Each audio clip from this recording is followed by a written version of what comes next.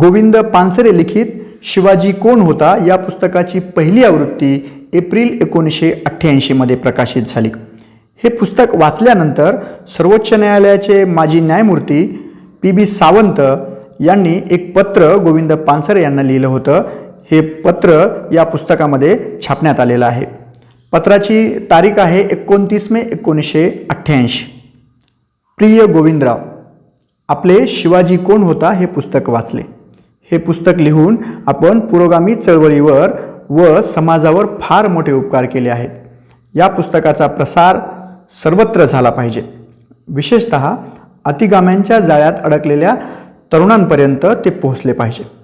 हे आजचे अगत्याचे व महत्त्वाचे कार्य आहे. सर्व जातीयवादी संघटनांचे जे प्रमुख कार्यकर्ते व क्रियाशील कार्यकर्ते आहेत त्यांच्यापर्यंत जरी हे आरंभाला पोहोचले तरी बराचसा कार्यभाग साधेल. आपण याचा जरूर विचार करावा व योजना आखावी. आपले दुसरे पुस्तक अजून वाचायचे आहे. भेटीअंती अधिक. आपला स्नेहांकित PB सावंत. आपण आता पुस्तकाच्या अभिवाचनाला सुरुवात करूया. आगळा राजा शिवाजी. तसं पाहिलं तर छत्रपती शिवाजी महाराजांवर आजवर बरंच लिखाण झालं आहे. कथा, कादंबऱ्या, नाटके, तमाशे, गाणी, पोवाडे, इतिहास, चरित्रे इत्यादी वाङ्मयाचे जेवढे म्हणून प्रकार आहेत त्या सर्व वाङ्मय प्रकारात शिवाजी आणि शिवकाल हा विषय अनेक वेळा येऊन गेला आहे. चित्रपटही निघालेत, व्याख्यानंही खूप झालीत आणि होत आहेत.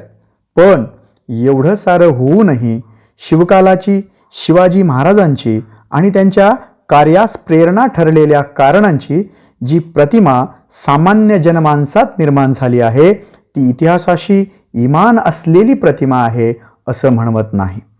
लोकशाहीत राजाचे कौतुक. खरं म्हणजे सरंजामशाही आणि राजेशाही ही कालबाह्य झालेली समाजरचना आहे. शिवाजीचा काळ हा सरंजामशाहीचा काळ होता आणि शिवाजी हा सुद्धा एक सरंजामशाहीतलाच राजा होता. जगाने आणि आपल्या देशाने राजेशाही त्याज्य ठरवली. राजे रजवाडे नाहीसे व्हावेत म्हणून संघर्ष केले.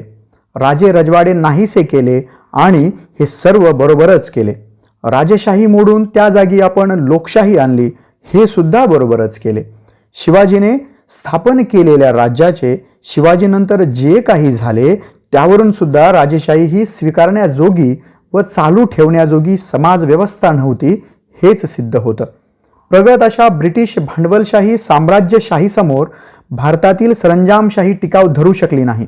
यावरून सुद्धा सरंजामशाही व राजेशाही टाकाऊ समाजव्यवस्था ठरते हेच पुन्हा दिसतं.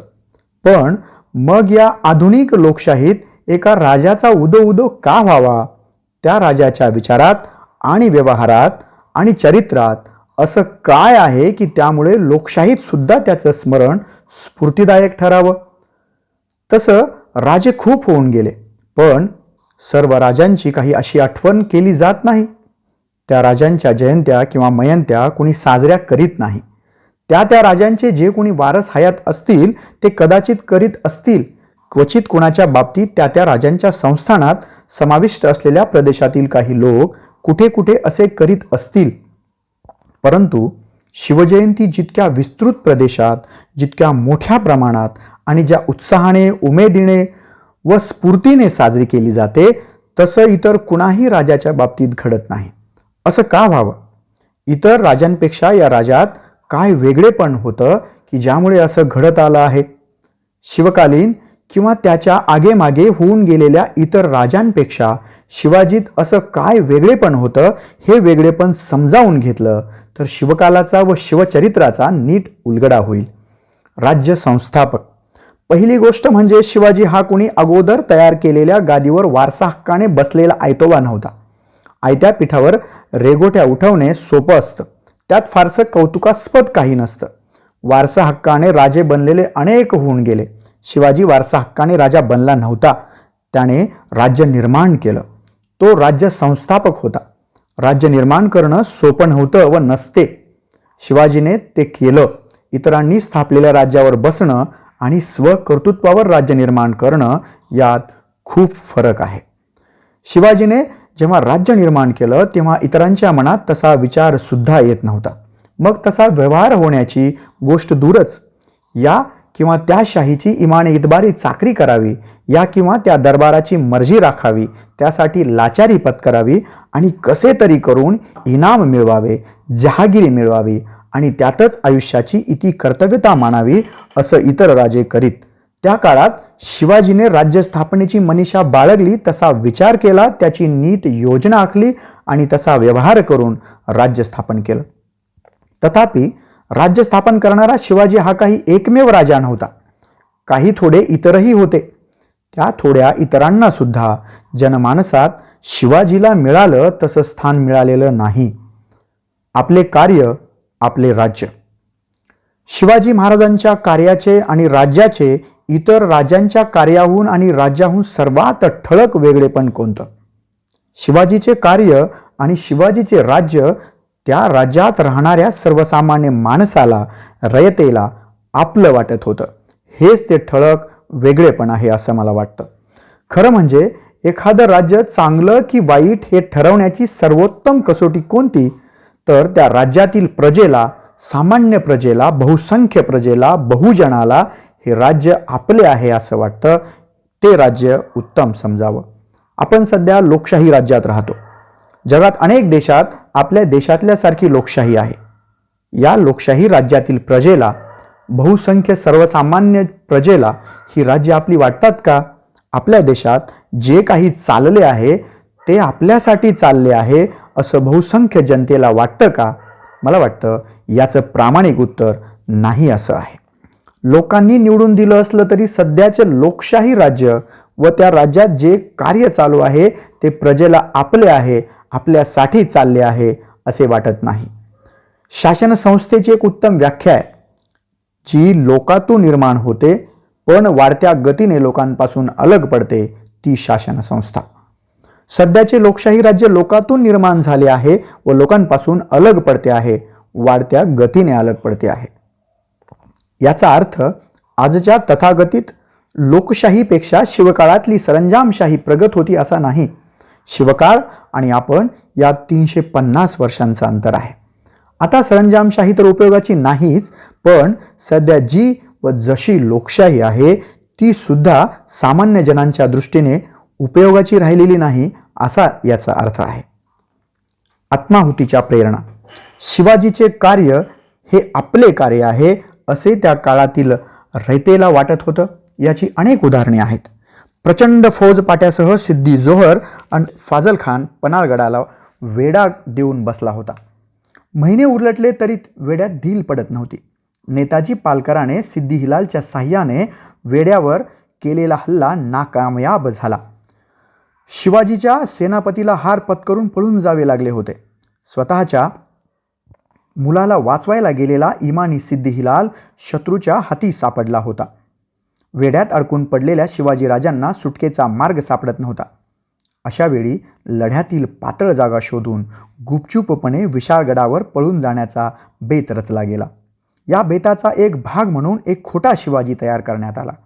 पालखीत बसलेला हा शिवाजी शत्रूच्या हातात सापडला. ओळख पटेपर्यंत सिद्दी जोहर आणि त्याचे साथीदार गाफील राहिले आणि राजांना दूर व्हायला उसंत मिळाली. खोटा शिवाजी बनला होता एक सामान्य गरीब मनुष्य, शिवा न्हावी. या शिवा न्हाव्याला हे ठाऊक होतं की आपण स्वतःला पकडून घ्यायचे आहे. तसे आपण पकडले जाणार व पकडले गेलो की आपला खात्मा होणार. पण तरी तो तयार झाला, सापडला गेला आणि शत्रूच्या तलवारीने हसत हसत खतमही झाला. जाणून बुजून मृत्यूला कवटाळायला गेलेला शिवा न्हावी कुण्या जहागिरीच्या लोभाने गेला नव्हता. आपण मेलो तरी चालेल पण शिवाजी राजा जगला पाहिजे अशी त्याची जिद्दीची व ठाम भूमिका होती. कारण शिवाजी करतो ते आपले स्वतःचे कार्य आहे, साऱ्या रयतेसाठी तो करतो आहे अशी शिवा न्हाव्याची खात्री होती. अशी खात्री असणारा शिवा न्हावी एकटाच नव्हता. पन्हाळगडाच्या वेड्यातून महाराज निसटले. सिद्दी जोहर सावध झाला आणि वेगाने पाठलाग सुरू झाला. विशाळगडावर पोहोचण्यापूर्वी तो त्यांना गाठता तर खैर नव्हती. पण वाटेत घोडखिंड होती आणि ती खिंड अडवून मुठभर मावळ्यांसह बाजीप्रभू देशपांडे खडा ठाकला होता. महाराजांना विशाळगड गाठायला उसंत मिळावी म्हणून खिंडीत जान कुर्बान करायला तो आणि त्याचे सवंगडी तयार होते. शेवटी तसेच झाले. बाजीप्रभू पडला. अनेक मावळे कापले गेले. त्यांची नावे सुद्धा इतिहासाला माहीत नाहीत. बाजीप्रभू आणि ते बेनाम मुठभर मावळे का लढले? पुन्हा तीच भावना. आपण मेलो तरी चालेल, पण जे कार्य आरंभले होते ते पूर्ण करायला शिवाजी जगायला हवा. ते कार्य पूर्ण व्हायला हवे. ज्याच्यासाठी हसत हसत मरण पत्करावं असं ते कार्य होतं. अशीच त्यांची भावना होती. अशी अनेक उदाहरणे इतिहासानं नमूद करून ठेवली आहेत. शहनशाह औरंगजेबाचा इमानी सरदार मिर्झा राजे जयसिंग याच्यासमोर महाराजांना हार पत्करावी लागली. नामुष्कीचा तह स्वीकारून आग्र्यास जावे लागले. आग्र्याच्या कैदेतून सुटकेचा मार्ग गवसेना. पुन्हा शक्कल लढवली गेली आणि महाराज पसार झाले. पसार होताना बिछाणावर एक जण शिवाजीचं सोंग घेऊन झोपलेला होता आणि एक जण त्याचे पाय चेपत होता.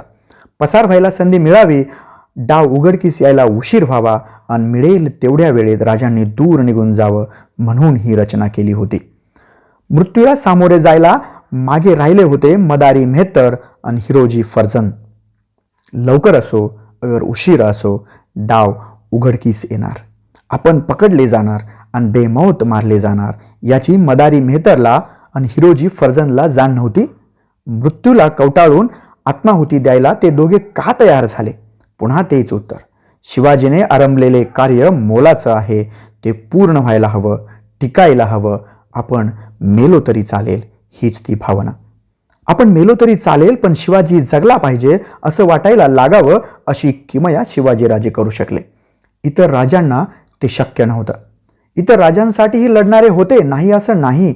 अशा लढाईत अनेक मृत्युमुखी पडले, पण त्यांचं लढणं हे मर्दुमकी गाजवून जहागिरी आणि इनाम मिळवण्यासाठी होतं. ते मेले ते जहागिरीसाठी आणि इनामासाठी, उदात्त कार्यासाठी नव्हे.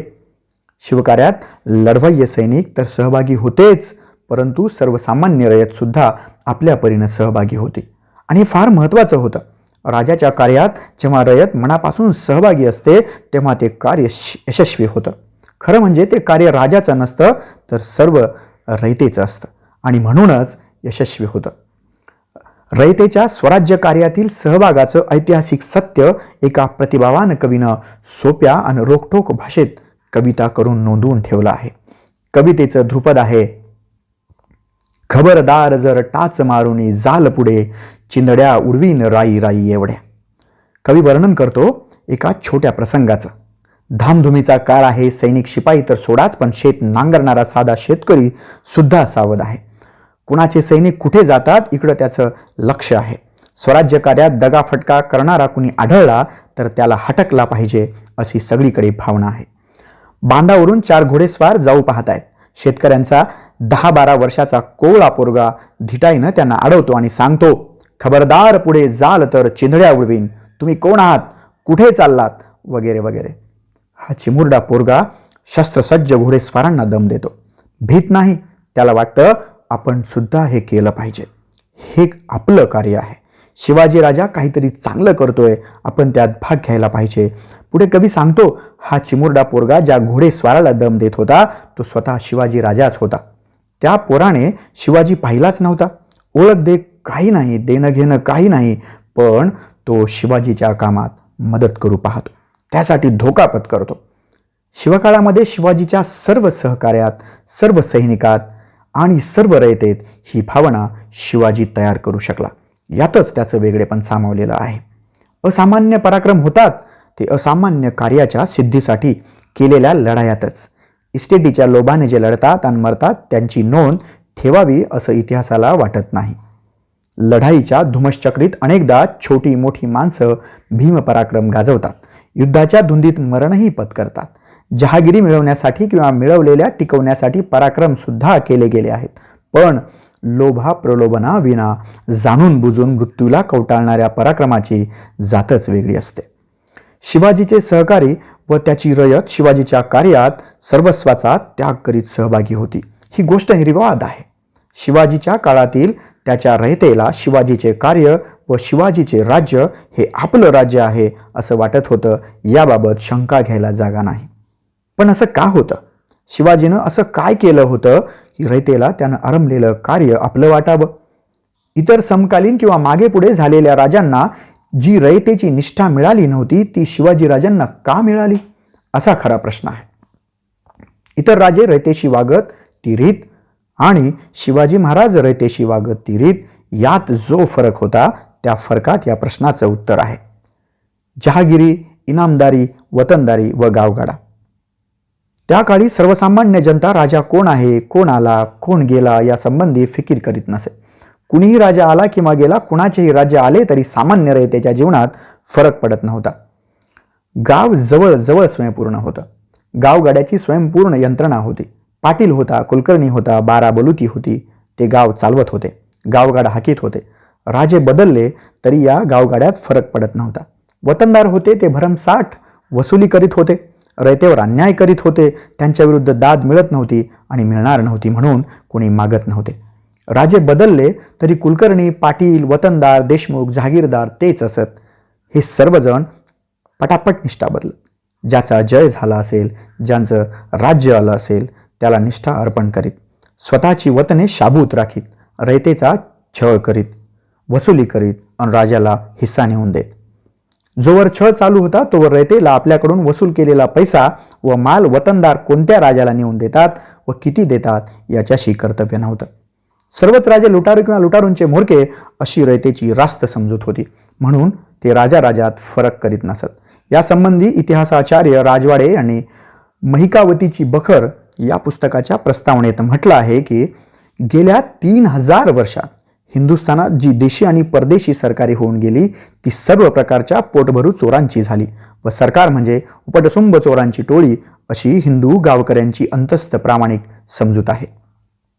ज्यांची सतत चोरीच होत असे त्यांचा चोर कोण आहे, त्याची जात काय आहे, याच्याशी संबंधच काय.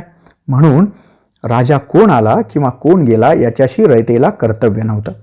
दूर ब्रिटनमध्ये जगाच्या इतिहासाचा अभ्यास करीत असलेल्या मार्क्सने सुद्धा अपुरी साधनं असताना असाच निष्कर्ष काढला होता. मार्क्सने त्याचा थोर सहकारी एंगल्सला 14 जून 1853 रोजी एक पत्र लिहिलं आहे. त्या पत्रात भारतातील त्या काळच्या लढाया, खेडी व बदलणारे राजे यासंबंधी मार्क्स लिहितो.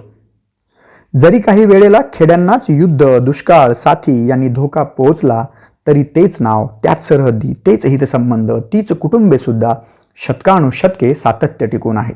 राज्य मोडणे अगर दुभंगणे याची झळ हे रहिवासी स्वतःला कधीच लावून घेत नाहीत. जोपर्यंत खेडे अखंड राहते तोवर ते राज्य कुठल्या सत्तेकडे गेले किंवा कुठल्या सार्वभौमत्वाखाली ते येते याची फिकीर ते करीत नाहीत. त्यांची अंतर्गत व्यवस्था बदलत नाहीत. राज्याच्या अंतर्गत व्यवस्थेत राजाचा संबंध नव्हता. राजाचा आणि रयतेचा संबंध नव्हता. राजाच्या धर्मामुळे रयतेच्या जीवनात फरक पडत नव्हता. राज्य बदलले तरी जुनीच राज्य यंत्रणा ते राज्य राबवत होती व प्रजेला नागवत होती. वतनदाराने रयतेला छळलं, लुटलं, नागवलं तरी राजाला पर्वा नव्हती. जोवर वसूल वतनदार आणून देत होते तोवर ते रयतेशी कसा व्यवहार करतात याच्याशी राजाला कर्तव्य नसे. शिवाजीचे कार्य सुरू झाले, शिवाजीचे राज्य आले आणि एकदम बदल झाला. राजा आणि रयत यांचा संबंध आला. राजा रयतेला दिसू लागला, भेटू लागला, त्यांची विचारपूस करू लागला, त्यांचा छळ होऊ नये म्हणून दक्ष राहू लागला, त्यांना मदत व्हावी म्हणून राज्य चालवू लागला. जहागीरदार, देशमुख, वतनदार, पाटील, कुलकर्णी यांच्या बेलगाम व्यवहाराला लगाम घालू लागला. वतनदार हे मालक नाहीत तर राज्याचे नौकर आहेत असे शिवाजी सांगू लागला व त्याप्रमाणे रयतेला अनुभव येऊ लागला. वतनदारांच्या व्यवहारावर राजाचे नियंत्रण आले. त्यांनी कसं वागावं, कसं वागू नये याचे नियम झाले. वतनदार राजाच्या नियमाविरुद्ध वागू लागले, रयतेला छळू लागले व अत्याचार करू लागले तर त्यांच्या विरुद्ध रयतेला दाद मागण्याचे धाडस आले.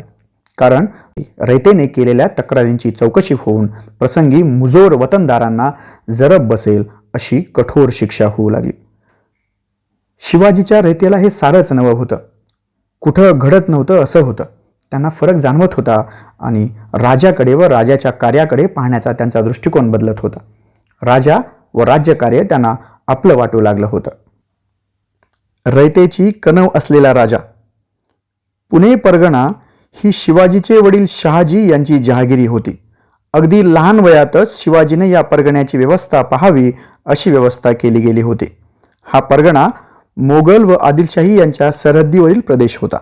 या प्रदेशात वारंवार एकमेकांच्या स्वाऱ्या होत, आक्रमणे होत, शहरे व गावे भस्मसात होत वस्त्या उजाड होत सभासदाची बखर म्हणून प्रसिद्ध असलेल्या बखरीत याचं वर्णन आहे. वस्त्या उजाड होऊन जंगले वाढली होती. त्यातून कोल्हे, लांडगे व इतर रानटी श्वापदे माजली होती. उद्ध्वस्त झालेली गावे शिवाजीने कौलनामे देऊन पुन्हा वसवली. नव्याने जमीन कसायला घेणाऱ्यांना बी बियाणे देऊन व औतफाट्यास मदत करून शेती कसायला प्रोत्साहन दिलं. नवीन लागवडीस आणलेल्या जमिनींना सुरुवातीस 4 ते 5 वर्ष महसूल सुद्धा कमी ठेवला. मन मानेल तसा वसूल करण्याचा शिरस्ता मोडून काढला. जमिनी मोजून घेतल्या. मोजलेल्या जमिनींचा महसूल निश्चित केला. ठरलेला महसूलच वसूल करण्याचा दंडक घालून दिला व तो अंमलात आणला. दुष्काळात महसूल माफ केला. पिकलेच नाही तर शेतकरी देणार कुठून हे समजून शिवाजी राजा वागला. उलट दुष्काळात शेतकऱ्याला मदत केली जाई. वतनदारांच्या व्यवहाराचे हे वर्णन पहा. अशी पुरातन वहिवाट होती की महालगे, महालकी, गावगन्ना, देशमुख, देशपांडे, देसाई, पाटील, कुलकर्णी, खोत, मिराजदार, जमीनदार वगैरे असत. त्यांच्या ताब्यात महाल व गाव असून रयतेकडून जमिनीचा वसूल त्यांनी करावा असे असे. सरकारी अधिकारी रयतेकडून प्रत्यक्ष वसूल घेत नसत. त्याची सर्व जबाबदारी देशमुख वगैरे जमीनदारांकडे असे. त्यामुळे सर्व रयत मिरासदारांच्या ताब्यात असे. त्याला वाटेल तसा तो रयतेकडून वसूल चोपून घेत असत. एखाद्या गावचे सरकारी देणे 200 किंवा 300 रुपये असेल तर त्या गावचे हे मिरासदार रयतेकडून 2000 किंवा 3000 रुपये वसूल उकळीत असत. अशा तऱ्हेने आपला तळीराम गार करण्यासाठी रयतेस नाहक त्रास देत व सरकारासही फसवीत. ते आपल्या वस्तीच्या गावात हुडे, वाडे, कोट वगैरे बांधून शिपाई, प्यादे व बंदूक, तलवारी बाळगून बळावत असत. त्यांचा हा बेकायदेशीर कारभार सरकारी अधिकाऱ्यांच्या कानी गेला म्हणजे ते त्यांच्याकडे सरकारी देणे अधिक मागत. परंतु त्यास कित्येक देशमुख वगैरे प्रबळ जमीनदार दाद देत नसत. प्रसंग पडल्यास त्यांच्याशी भांडावयासही तयार असत. अशा व्यवस्थेमुळे जिकडे तिकडे पुंड पाळेगारांचा सुळसुळाट झाला होता. अशा अवस्थेतील शेती वसुलावर शिवाजीनं नियंत्रण आणलं. आता हे वर्णन पहा. स्वराज्यातील एकंदर जमिनीची मोजणी करून ती लागवड करणाऱ्यांच्या नावे लावून तिची नोंद महालकऱ्यांच्या दप्तरी असे. जमीन मापण्यासाठी काठी केली असे. ती 5 हात 5 मुठी लांब असे. एका हाताची लांबी 14 तसू असून काठीची लांबी 82 तसू असे. 20 काठ्यांचा 1 बिघा व 120 बिघ्यांचा 1 चावर असं मोजणीचं प्रमाण धरिले असे. प्रत्येक बिघ्यास किती पीक घ्यावे हे उभ्या पिकाची पाहणी करून ठरवीत. ह्या उत्पन्नाच्या 5 तक्षिमा करून 3 तक्षिमा लागवड करणाऱ्या शेतकऱ्याने भोगाव्या, 2 तक्षिमा सरकारला द्याव्या असा करार असे. हे सरकार देणे शेतकऱ्याने धान्याच्या किंवा नगदीच्या रूपानं द्यावं असं असे. अवर्षणाआधी संकटसमयी शेतकऱ्यांना सढळ हाताने तगई देत. ही तगाईची रक्कम त्यांनी 4 व 5 वर्षांच्या हप्त्याने फेडावी असे असे. लागवडीस न आलेल्या जमिनी नव्या रयतेस द्यावयाच्या झाल्या म्हणजे तिच्यापाशी गुरेढोरे नसल्यास तिला ती सरकारातून द्यावी. तिला बिजास दाना द्यावा व पीक होईपर्यंत निर्वाहासाठी धान्य व पैसा द्यावा. 2-4 वर्षांनी हा ऐवज उजवून घ्यावा. ह्याप्रमाणे रयतेला कौल देऊन जमिनी इस्ताव्याने दिल्या व बहुतेक सुपीक जमीन लागवडीखाली आणली. उत्पन्नाचा आजमास पाहून रयतेवर कर बसवावा, जुलूम असा कोणावर करू नये अशी अधिकाऱ्यास सक्त ताकीद असे. वतनदार व जमीनदारांची अव्यवस्था महाराजांनी पार मोडून टाकली. रयतेकडून वसुलीची कामगिरी करण्यासाठी स्वतंत्र अधिकारी नेमून दिले. पूर्वीच्या जमीनदारांनी व मिराजदारांनी रयतेला कोणत्याही बाबतीत काडी इतका त्रास देऊ नये. त्यास पूर्वीच्या अंमलात जितके मिळत असत त्यांचे प्रमाण ठरवून त्यास ते सरकारी कामगाराकडून प्रतिवर्षी मिळत जावे. त्यांनी ते प्रत्यक्ष रयतेकडून वसूल करू नये असं ठरविले. हा जो सरकारी उत्पन्नाचा ठरीव अंश त्यांना कोणतीही जोखीमशिरी न बसता मिळत असे त्यास सरकारातून प्रतिवर्षी मंजुरी मिळावी लागे. त्यामुळे त्यांच्या वर्तनावर पुरा दाब बसून रयत त्यांच्या कचाट्यातून साफ सुटली, सुखी स्वतंत्र झाली. रयतेस गुलाम करणाऱ्या ह्या देशमुख देशपांडे ग्रामाधिकाऱ्यांचे वाडे हुडे कोट पाडून महाराजांनी जमीनदोस्त केले व त्यांनी इतप्पर असले धंदे करू नयेत. इतर रयतेसारखी साधे घरे बांधून राहावे असा हुकूम सोडला. शेतकऱ्यांची व त्यांच्या शेतीची अशी काळजी वाहणाऱ्या राजासंबंधी रयतेला मग प्रेम का नाही वाटणार? शिवाजीचे कार्य टिकले पाहिजे, वाढले पाहिजे असे का नाही वाटणार? अशा शेतकरी रयतेचा कोवळा पोरगा मग खबरदार जर वगैरे का नाही म्हणणार? रयत राजाशी कशी वागते हे राजा रयतेशी कसा वागतो यावरून ठरते. राजा रयतेची एकपट काळजी करू लागला तर रयत राजाची दसपट काळजी करते. राज्य ही आपली खाजगी मिळकत नसून जनतेची अमानत आहे अशा भावनेने राज्यकर्ते वागू लागले तर जनता राज्य आपले आहे असे मानते आणि त्याच्या उलट जनता बिनता कुछ नाही, राज्य ही आमची बापजाद्यांची मिळालेली खाजगी दौलत आहे अशा भावनेने राज्यकर्ते वागू लागले म्हणजे जनता अशा राज्यकर्त्यांना उलथून टाकते असा जगाचा इतिहास आहे. शिवाजी व स्त्रियांची अब्रू. शिवचरित्रातील काही बाबी अगदी निर्विवाद आहेत. कुणाच्या मनात त्यासंबंधी शंका नाही. परंतु या बाबींचं महत्त्व सर्वांनीच नीट ध्यानात घेतलं आहे असं म्हणवत नाही. स्त्रियांच्या अब्रूसंबंधीचा छत्रपती शिवाजी महाराजांचा दृष्टिकोन ही अशीच एक बाब आहे. शिवाजी महाराजांच्या काळी आणि सरंजामदारीच्या काळात एकूणच स्त्रियांच्या अब्रूला, विशेषतः गोरगरिबांच्या स्त्रियांच्या अब्रूला किंमत नव्हती. राजे रजवाडे व राजपुत्र तर सोडाच, पण सरदार, वतनदार, जमीनदार, देशमुख, पाटील यांच्या दृष्टीने गोरगरिबांच्या लेकी सुना म्हणजे त्यांना हव्या त्यावेळी उपभोगण्याच्या वस्तू होत्या. दिवसाढवळ्या त्यांची अब्रू लुटली जात होती आणि त्याविरुद्ध कुणाकडे दाद मागता येत नव्हती. ज्यांच्याकडे दाद मागायची तेच अब्रू लुटत होते. अब्रू लुटणाऱ्यांना मान मरातब अन पदव्या देत होते. अशा काळात शिवाजींचा या संबंधीचा दृष्टिकोन मूलतःच वेगळा होता. रांझ्याच्या पाटलाची गोष्ट प्रसिद्ध आहे. गावच्या वतनदार पाटलानं गरीब शेतकऱ्याच्या तरण्या पोरीला दिवसाढवळ्या सर्वासमक्ष उचलून नेली आणि भोगली. माती झालेल्या जिन्यापेक्षा मरण बरं म्हणून पोरीनं जीव दिला. सारा गाव हळहळला पण मुकाच राहिला. शिवाजीच्या कानी ही गोष्ट आली. पाटलाच्या मुसक्या बांधून पुण्याला आणलं गेलं आणि हातपाय तोडायची शिक्षा झाली. नुसती झाली नाही तर अंमलात आली आणि साऱ्या मावळखोऱ्यात आश्चर्य पसरलं. गरीब रयतेच्या पोरीची अब्रू घेतली म्हणून वतनदार पाटलाला जबर शिक्षा झाल्याचं पाहून रयत शिवाजीवर फिदा झाली आणि रयतेच्या अब्रू रक्षणासाठी शिवाजी कार्य करीत असेल तर त्या कार्यासाठी मरायला तयार झाली. ज्यांच्या पाठबळावर राज्य करायचं अशा वतनदारांची सुद्धा गय न करायला न्यायावर एक जबर निष्ठा लागते. शिवाजीपाशी ती होती म्हणून रयत शिवकार्यात सहभागी होती. आजही गोरगरीब रयतेच्या लेकी सुनांवर खेडोपाडी आणि शहरात सुद्धा अत्याचार आणि बलात्कार होतात. पण शिवाजीचा वारसा सांगणारे आणि उठसूट शिवाजीच्या नावाचा जयघोष करणारे आज काय करतात? अत्याचार करणाऱ्याला शिक्षा होतात का? हातपाय तोडायचे सोडा, कोर्टात तरी केस होते का? की अत्याचार करणारा जितका मोठा वतनदार, जितका मोठा मालदार तितक्या लवकर त्याची सुटका होते का अटकच होत नाही? लोकशाहीत सुद्धा शिवाजी आठवतो तो यामुळे, आठवावा तो यासाठी.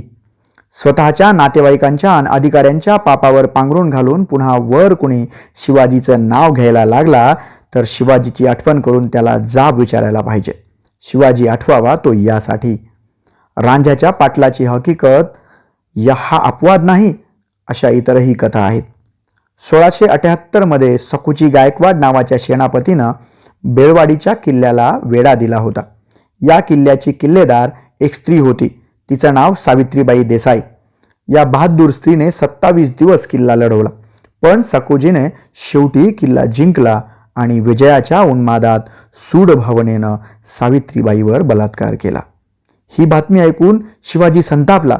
त्याने सकोजी गायकवाडचे डोळे काढावयास लावले आणि त्यास जन्मभर तुरुंगात डांबले. आपल्या विजयी सेनापतीनं शत्रू असलेल्या स्त्रीवर बलात्कार केला म्हणून गय केली नाही, कारण शिवाजीची भूमिका होती स्त्रियांची इज्जत कायम राहिली पाहिजे, मग ती कुणाची असो. कल्याणच्या सुभेदाराची सून दरबारात हजर केल्यानंतर तिच्या संबंधी गैरउद्गार न काढता व गैरव्यवहार न करता तिची चोळी बांगडी करून पाठवणी करण्याची कथा तर अनेक काव्यांचा विषय झाली आहे. मुसलमान शत्रूची तरणी ताठी आणि देखणी सून पाहून आईची आठवण व्हावी आणि आपली ही आई इतकी सुंदर असती तर काय झाले असते असे उद्गार निघावेत, यासाठी चारित्र्य संपन्नता आणि सौंदर्यासंबंधीचा निरोगी दृष्टिकोन असावा लागतो. आजच्या भडभुंजा तथाकथित शिवभक्त वतनदारासमोर आणि राजासमोर अशी कोणी सुंदर स्त्री आली असती तर त्यांनी काय उद्गार काढले असते आणि काय केले असते याची कल्पना करून पहा, म्हणजे खरा शिवाजी आणि खोटे शिवभक्त यांच्यातला फरक उमगेल. लढाईत किंवा लूट करताना मुसलमान किंवा हिंदू कोणत्याही धर्माच्या स्त्रिया हाती आल्या तर त्यांना तोशीस लागता कामा नये व त्रास होता कामा नये अशा सक्त आज्ञा शिवाजी महाराजांनी दिलेल्या आहेत व त्यांचा अंमल करून घेतला आहे. त्या काळात हिंदू व मुसलमान राजे रजवाडे इनामदार यांचा लढाईस जाताना जनानखाने कुणबिनी व कलावंतिनी बरोबर नेण्याचा रिवाज होता. परमुलखातल्या स्त्रियांना बटकिनी बनवण्याचा आणि भ्रष्ट करण्याचा परिपाठ होता. त्या काळी शिवाजी महाराजांनी सक्त हुकूम दिला होता की मोहिमेस जाताना कुणीही बटकिनी कुणबिनी अगर कलावंतिनीस बरोबर घेऊ नये, कुणाही स्त्रीस बटकीन बनविता कामा नये.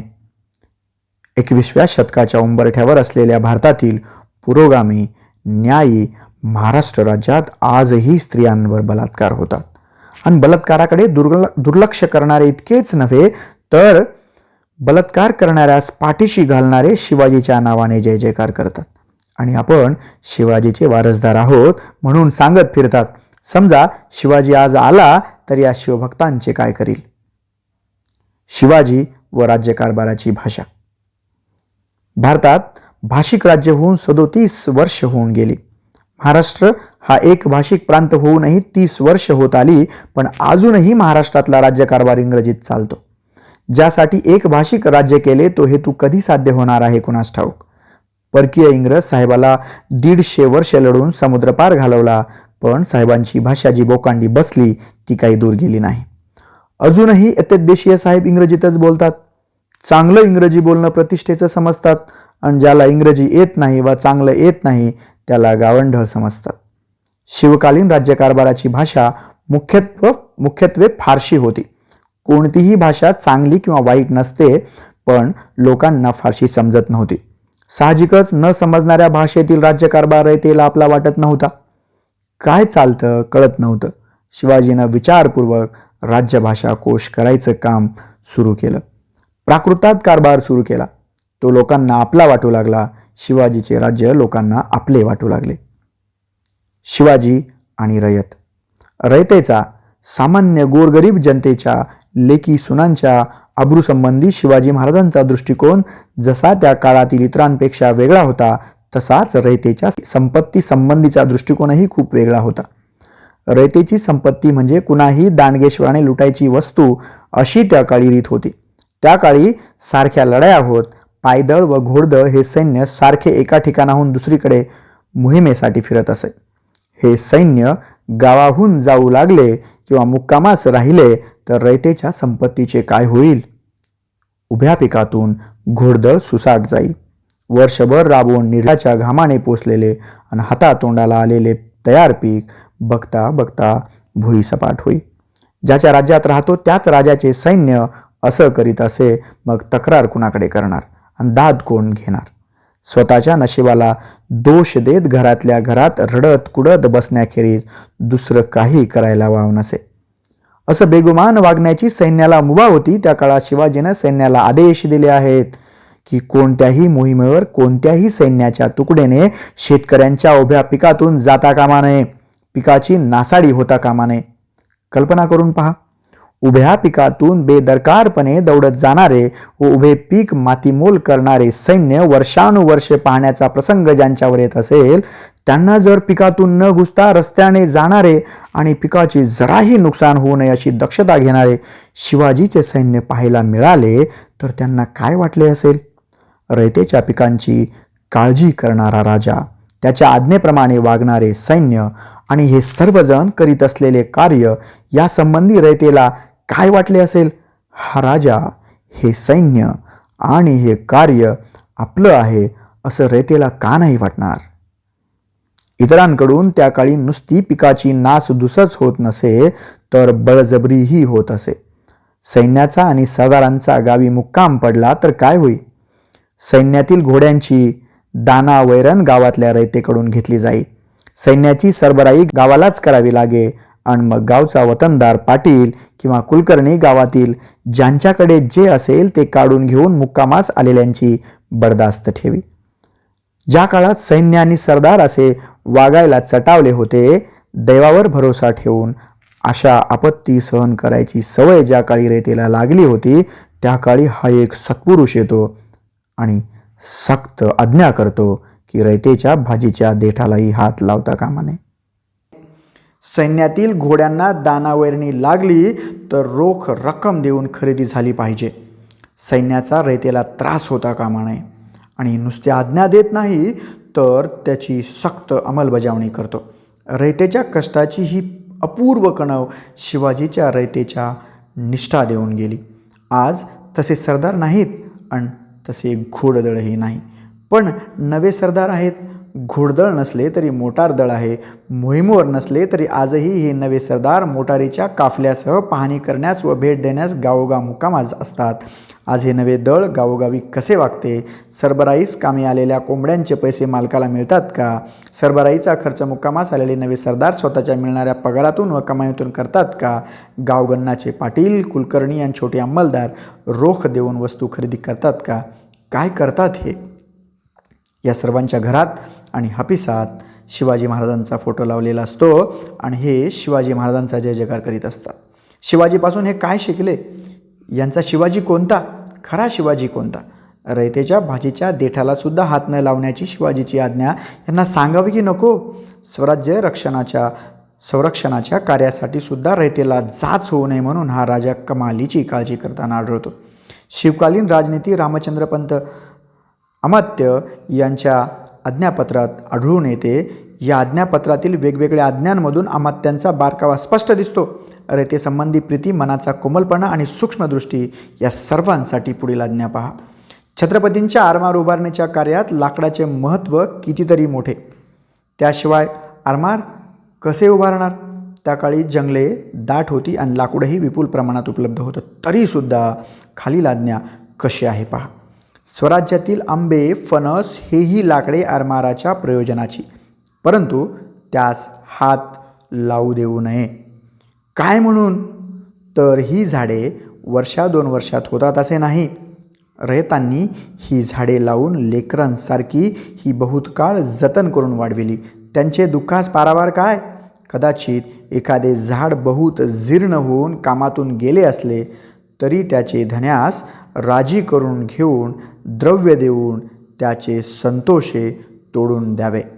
राजवाडे यांच्या 8व्या खंडात खुद्द शिवाजी महाराजांच्या तोंडचे उद्गार नोंदवलेले आढळतात. चिपळूणजवळ पागेचा तळ पडला असता अधिकाऱ्यांनी कसे वागावे यासंबंधी राजे म्हणतात, जवळ पावसाळ्याकरिता प्रयासाने साठवलेले गवत पडले आहे. हे लक्षात न घेता कोणी रंगनाळ्या करतील, कोणी आकट्या करतील, कोणी चिलीम असे करून गवतास आग लावून अनर्थ ओढवेल. मग सारी पागाच बुडेल. मग घोडी तुम्ही लोकांनी मारिली असे होईल. किंवा हे पहा, तुमच्या पदरी पैसा घातला आहे, लागेल तो जिन्नस पैसा खर्च करून बाजारातून आणवावा. तसेच न करता प्रजेस पीडा कराल तर मोगल बरे असे प्रजेस होईल. रयतेसंबंधी ही कणव त्या काळी कुणाही राजाने व सरंजामदाराने दाखवल्याचे आढळत नाही. राजाची रयतेसंबंधीची ही कणव आगळी होती, म्हणून रयतेची राजासंबंधीची निष्ठा आगळी होती. ज्या काळात इतर राजांचे सैन्य जनतेला बटीक समजत असे, रयतेच्या संपत्तीची नासधूस व लूट करीत असे, रयतेच्या लेकीसोनांची अब्रू बेगुमानपणे लुटीत असे, अशा काळात शिवाजी महाराजांचे सैन्य रयतेशी इतके चांगले का वागले? या सैन्यात हा बदल कशामुळे झाला? त्याचे कारण काय? हा प्रश्न फार महत्त्वाचा आहे. या प्रश्नाचे उत्तर नुसत्या शिवाजीराजांच्या चरित्रात सापडणार नाही. केवळ त्यांच्या आज्ञाच या बदलास कारणीभूत होते असे म्हणणे अपूर्ण होईल. त्यासाठी या सैन्याची रचना आणि हे सैन्य ज्या हेतूकरता लढत होते ती रचना व हेतूच नीट समजून घेतला पाहिजे. शेतकऱ्यांचे सैन्य. त्या काळातील इतर राजांचे सैन्य हे खडे सैन्य होते. लढाया करणे हाच त्यांचा व्यवसाय होता, उपजीविकेचे साधन होते. 12ही महिने ते सैन्य त्याच कामावर असे. घरादारापासून दूर असलेल्या सैन्यातील शिपाई, कुटुंबापासून व शेतीभातीच्या कामापासून दूर असलेले सैन्य बेगुमानच असते. त्यांना कशाची पर्वा नसते. अशा शिपायात हडेलहप्पी प्रवृत्तीच असते. लग्न झालेले व पोरबाळे असलेले, बारामाही शिपाईगिरी करणारे, रयतेची पर्वा करत नसतात. रयतेच्या संपत्तीची व अब्रूची पर्वा करण्याची मानसिकता त्यांच्यात नसते. शिवाजीचे सैन्य बारमाही शिपायांचे सैन्य नव्हते. काही खडे सैन्य होते, नाही असे नाही, पण बहुतेक शिपाई शेतीभाती करत, बायका मुलात राहत आणि शिपाईगिरीसुद्धा करीत. दसऱ्याच्या दिवशी सीमोल्लंघन करून मुलुकगिरीला बाहेर पडायचे आणि अक्षय तृतीयेला पुन्हा घरी येऊन शेतीभातीच्या कामाला लागून बायका मुलात राहायचे, असा रिवाज होता. शेतीशी व कुटुंबाशी जसे जिवंत व सातत्याचे संबंध असणाऱ्या शिपायांची मानसिकता दुसऱ्या शेतकऱ्यांच्या शेतीची व संपत्तीची काळजी करण्याची असते, इतरांच्या लेकी सुनांचा आदर करण्याची असते. दुसऱ्यांची शेती व पिके पाहून त्यांना स्वतःची पिके आठवतात, दुसऱ्यांच्या लेकी सुना पाहून त्यांना स्वतःच्या लेकी सुना आठवतात आणि ते अत्याचार करीत नाहीत, नासधूस व लूट करीत नाहीत, अब्रू घेत नाहीत. शेतीशी जिवंत संबंध असलेला मनुष्य लुटारू होत नाही. सैन्यातला शिपाई समाजातल्या कोणत्या थरातून येतो, कोणत्या वर्गातून येतो, हे महत्त्वाचे असते. यात दुसरा एक महत्त्वाचा मुद्दा आहे. इतर राजांचे आणि सरदारांचे सैन्य हे लुटारूंचे सैन्य होते. लूट करणे हाच तर त्यांचा हेतू होता. इतरांना राज्य तरी कशासाठी हवी होती? लुटीसाठीच ना. मग ते लूट करणार नाहीत तर काय करणार?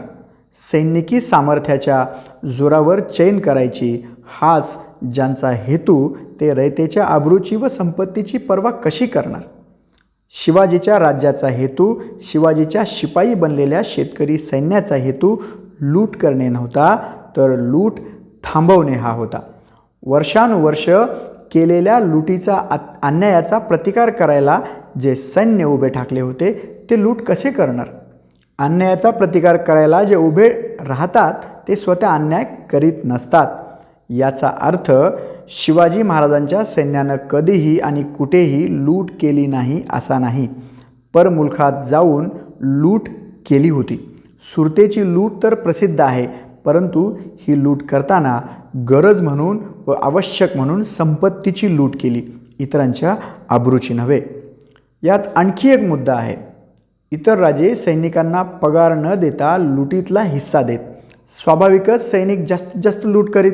शिवाजीराजांनी सैनिकांना लुटीतला हिस्सा देण्याची रीत रद्द केली. लुटीचा सर्व ऐवज खजिन्यात जमा करायचा आणि सैनिकांना ठराविक मेहनताना द्यायचा, अशी रीत पाडली. यामुळे लूट करण्यात आणि जास्तीत जास्त लूट करण्यात शिपायांचा हितसंबंध राहिला नाही. लूट मिळो अगर न मिळो, कमी मिळो अगर जास्त मिळो, सैनिकांना पगार मिळत असे. त्यामुळे उगाच लूट करण्याची, चैनीसाठी लूट करण्याची प्रवृत्ती राहिली नाही. शिवाजी महाराजांचे स्वतःचे शुद्ध चारित्र्य, जाणीवपूर्वक हेतू मनाशी बाळगून दिलेल्या स्पष्ट आज्ञा, आज्ञेचा भंग करणाऱ्यांना जरब बसेल अशा शिक्षा, उत्पादक शेतकऱ्यांमधूनच केलेली सैन्याची रचना, शिपायांचा शेतीशी व कष्टाशी जिवंत संबंध, रोख पगार देण्याची रीत आणि सर्वात महत्त्वाचे म्हणजे अन्यायाचा व लुटींचा प्रतिकार करण्याच्या हेतूने सुरू केलेले कार्य, यामुळे शिवाजीचे सैन्य आणि इतर राजांचे सैन्य यात फरक होता. महाराष्ट्रातील सामान्य रयतेला शिवाजी महाराजांचे सैन्य हे लुटारू सैन्य वाटत नव्हते, तर लूट थांबवायला निघालेले संरक्षक सैन्य वाटत होते. रयत सैन्याला सहाय्य करीत होती आणि सैन्य रयतेला वाचवत होते. सामान्य जनतेसाठी राज्य चालवण्याकरता सैन्य आणि रयत यांचे संबंध एकत्वाचे असावे लागत. सैन्याची जनतेला भीती वाटता कामा नये. सैन्य आणि जनता हे एकमेकांना पूरक राहतील अशी रचना करावी लागते, तरच यश मिळते. आधुनिक काळात सुद्धा अशी जनता आणि असे सैन्य यांची उदाहरणे आहेत. व्हिएतनामचे उदाहरण हे ताजे उदाहरण आहे. व्यापारा उद्योगात संरक्षण. आपल्या राज्यातील वस्तूंचा व्यापार वाढावा म्हणून परराज्यातून येणाऱ्या मालावर जबर कर बसवून स्वदेशी मालाला संरक्षण देण्याचे धोरण सर्व आधुनिक देश वापरीत आले आहेत. परंतु सरंजामशाहीच्या मध्ययुगात सुद्धा शिवाजी महाराजांनी असा कर बसवून देशी व्यापारास व उद्योगास उत्तेजन देण्याचे धोरण स्वीकारले होते असे दिसते. 6 डिसेंबर 1671 रोजी महाराजांनी कोकणातील कुडाळचे सरसुभेदार नरहरी आनंदराव यांना एक पत्र लिहिलं आहे. त्या पत्रात महाराज लिहितात, संगमेश्वराहून बारदेशीचे मीठ महागच पडे, ऐसा जकातीचा तह देणे. जरी जबरी जकातीचा तह नेदा, मुलाहिजा म्हणजे कुल उद्मी खळक बारदेशाकडे ओहडेल, आपली कुळबंदरे पडतील, अशी गोष्टी आहे. तरी रोखा पावेल तेच घटिकेस कुळघाटी जकाती जबर करणे. महाराजांच्या दूरदृष्टीचा आणि सर्वंकष दृष्टीचा हा आणखी एक पैलू आहे. स्वराज्यातील शेतीबरोबरच व्यापार उद्यमांचीही काळजी महाराज घेत असत. शिवाजी महाराजांच्या काळात महाराष्ट्रात डच व्यापारी व्यापार करीत होते. त्यांनी व्यापारास परवानगी मागितली, ती महाराजांनी दिली, परंतु काही बंधने लादली. त्यास जकातीचे एक बंधन आहे. शिवाजी महाराजांनी डच कंपनीला 24 ऑगस्ट 1677 रोजी कौलनामा दिला. त्यात म्हटले आहे, जिंजी प्रांताच्या परिसरात डच कंपनीला व्यापार करण्यास परवानगी देण्यात येत आहे. डचांना कुड्डालोर येथे मालावर 2.5% जकात भरावी लागेल. सर्व आयात व निर्यात मालाची आगाऊ माहिती दिल्यास अधिकारी मालाची पार्सल तपासणीसाठी उघडणार नाहीत. हवालदार व इतर अधिकारी यांना योग्य तो भाव कंसात कर दिल्याशिवाय कंपनीचा माल घेण्यास प्रतिबंध करण्यात येत आहे.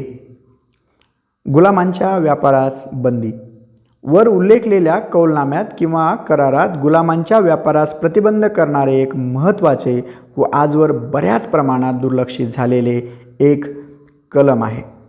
ते असे: मुसलमानांच्या राज्यात कोणाकडूनही अटकाव न होता तुम्हाला स्त्री व पुरुष यांची गुलाम म्हणून खरेदी व विक्री करण्यास परवानगी होती. परंतु आता माझ्या राज्यात तुम्हा स्त्रियांची किंवा पुरुषांची गुलाम म्हणून खरेदी व विक्री करण्यास संमती नाही. जर तुम्ही तसे करण्याचा प्रयत्न केलात तर माझे लोक तुम्हास प्रतिबंध करतील. हे कलम कटाक्षाने पाळले पाहिजे. ज्या काळात गुलामांचाही व्यापार भारतात कुठे कुठे चालत होता, स्त्री पुरुष मजूर पकडून गुलाम करून परदेशी जबरीने नेले जात होते, अशा काळात स्वतःच्या रयतेचा गुलाम म्हणून व्यापार करण्यास शिवाजी महाराज प्रतिबंध करीत होते. सर्व ठिकाणी सर्व बाबतीत रयतेची सर्व प्रकारची काळजी घ्यावयाची हे शिवाजी महाराजांच्या राज्याचे धोरण होते. धर्मश्रद्ध पण धर्मद्वेष्टा नव्हे. शिवाजी आणि धर्म. शिवाजी महाराजांचा एकूण धर्माविषयी दृष्टिकोन काय होता? व्यवहार कसा होता? हिंदू धर्मासंबंधी आणि मुस्लिम धर्मासंबंधी शिवाजी कसा वागला? हे ऐतिहासिकदृष्ट्या महत्त्वाचे प्रश्न आहेत. सांप्रत काळाच्या दृष्टीने सुद्धा हे प्रश्न महत्त्वाचे आहेत. शिवाजी हिंदू होता, शिवाय तो महाराष्ट्रात जन्माला आला व त्याची कर्मभूमी ही महाराष्ट्रच होती. त्यामुळे हिंदूंना शिवाजीसंबंधी अभिमान वाटतो, साहजिकच आहे. त्यातल्या त्यात महाराष्ट्रीय हिंदूंना जरा जास्तच अभिमान वाटतो, तेही स्वाभाविकच आहे. त्यात गैर असे काही नाही. स्वतःचे थोरपण, स्वतःच्या धर्माचे मोठेपण, स्वतःच्या प्रदेशाचे मोठेपण हे स्वतःच्या प्रदेशातील आणि स्वतःच्या धर्मातील नामवंत, कीर्तिवंत, गुणी व थोर इतिहास पुरुषांच्या प्रकाशात बघणे व मांडणे हा मानवी स्वभाव आहे.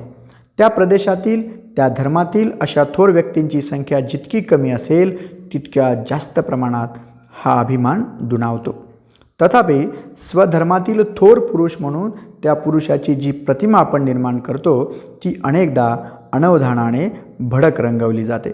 अनेकदा स्वतःला सांप्रतकाळी सोयीचे म्हणून मुद्दाम एकांगी रीतीने रंगवली जाते आणि असे करीत राहण्याच्या क्रमात विकृती तयार होते व मूळ खरी प्रतिमा वाकडी तिकडी तयार होते. शिवाजी महाराजांचे कार्य, त्यांचा कारभार, त्यांचा काळ, त्यांनी केलेल्या सुधारणा आणि विशेषतः त्यांचा धर्मासंबंधीचा दृष्टिकोन या बाबतीतील त्यांची जनमानसातील प्रतिमा यथायोग्य व ऐतिहासिकदृष्ट्या बरोबर तयार न व्हायला अनेक कारणे आहेत. महाराष्ट्रातल्या निरक्षर अडाणी माणसाला सुद्धा शिवाजी माहीत आहे, त्याच्या कथा माहीत आहेत, ठिकाणं, नावं, प्रसंग, संबंध इत्यादी अनेक बाबी माहिती आहेत. ही माहिती या खेडोपाडीच्या निरक्षरांपर्यंत कशी पोहोचली? शिवाजी, शिवकाल, शिवचरित्रातील चमत्कृतीपूर्ण प्रसंग, उदात्त प्रसंग, नाट्यमय प्रसंग इत्यादीवर महाराष्ट्रात अनेक पोवाडे रचले गेले. शिवाजी महाराजांच्या काळात व तिथून आज अखेर महाराष्ट्रात असा एक तरी शाहीर होऊन गेला की त्याने शिवाजीवर एकही पोवाडा वा लावणी वा गाणे रचले नाही. प्रश्न: याचे स्पष्ट उत्तर नाही असे आहे. सर्वांनी ते केले आणि ते साहजिकच होते. जी कथा पोवाड्यांची, तीच कथा लोकगीतांची व लोककथांची, तीच स्थिती कीर्तनांची, तीच अवस्था आख्यानांची व व्याख्यानांची, तीच स्थिती तमाशांची, नाटकांची व सिनेमांची. निरक्षर अडाणी लोकांपर्यंत ह्याच माध्यमातून इतिहास पोहोचतो. जाणून बुजून खोडसाळपणे घुसडलेल्या विकृती सोडल्या आणि अनावधानाने झालेला एकांगीपणा सोडला तरी या प्रचार व प्रसार माध्यमांच्या सुद्धा काही मर्यादा आहेत. करमणूक करून घेण्याच्या मुख्य इराद्याने जमलेल्या जनसमुदायास शेवटपर्यंत पोवाडा नाटक ऐकायला व बघायला भाग पाडायचेच असेल तर चमत्कृतीखेरीज कसे चालेल? अतिशयोक्ती केली नाही, अलंकारिता आणली नाही तर नुसते अंकगणित छापसैन्याचे आकडे व सनावळ्यात सांगितल्या आणि तार्किक पद्धतीने विश्लेषण केलं तर या कार्यक्रमांचा दुसरा प्रयोग तरी कसा होईल? शिवाय ऐकणाऱ्याच्या जाणीवेची पातळी लक्षात ठेवूनच पोवाडा इत्यादी लिहावे लागते. पुन्हा लिहिणाऱ्याच्या स्वतःच्या जाणीवेच्या मर्यादा असतात. तेव्हा या माध्यमांच्या मर्यादा शिवाजीची प्रतिमा आहे तशी करायला कारणीभूत आहेत हे खरे. अर्थात त्याला आपमतलबीपणा, वर्तमानातील प्रासंगिक स्वार्थ, इतिहासाकडे पाहण्याची चुकीची पद्धत, संशोधक वृत्तीचा अभाव किंवा किमान पक्षी अपुरेपणा इत्यादी दुसरीही कारणे आहेत. असो. शिवाजी व मुसलमान. शिवाजी हा मुसलमानांच्या विरुद्ध होता. त्यांचे जीवित कार्य मुसलमान धर्माचा प्रतिकार करणे हे होते. तो हिंदू धर्मरक्षक होता, हिंदू पदपातशाह होता, गोब्राह्मण प्रतिपालक होता, अशी प्रतिमा बऱ्याच विस्तृत प्रमाणात जनमानसात आहे.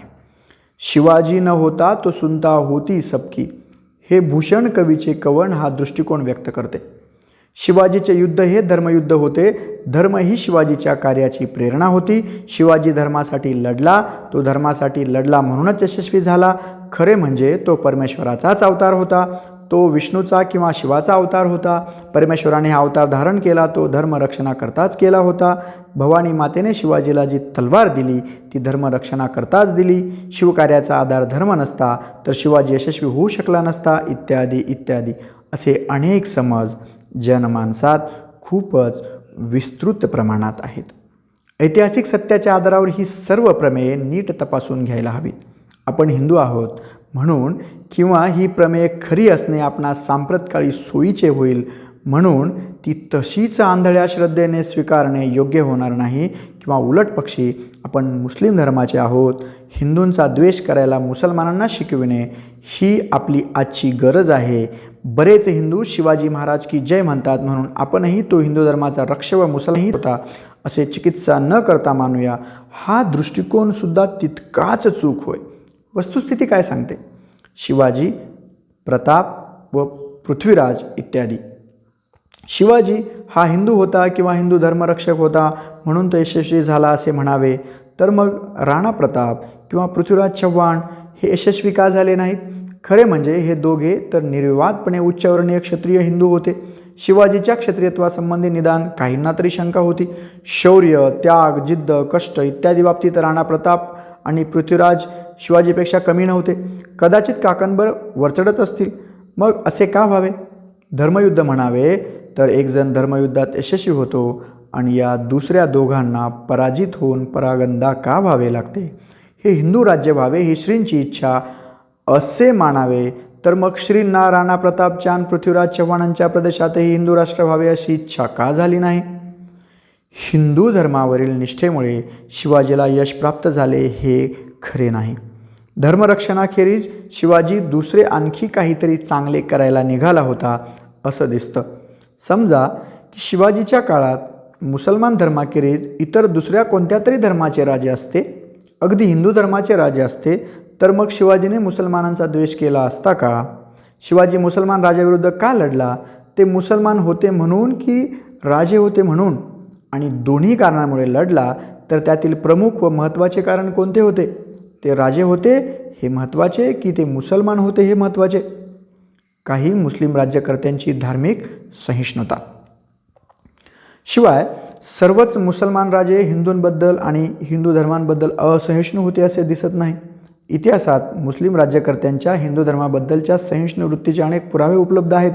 विशेषतः ज्या महाराष्ट्रात शिवाजीनं कार्य केलं त्या मुलखातील मुसलमान शाह्यांच्या सहिष्णू वृत्तीचे व हिंदूंशी असलेल्या राजकीय व कौटुंबिक संबंधाचे अनेक पुरावे आहेत.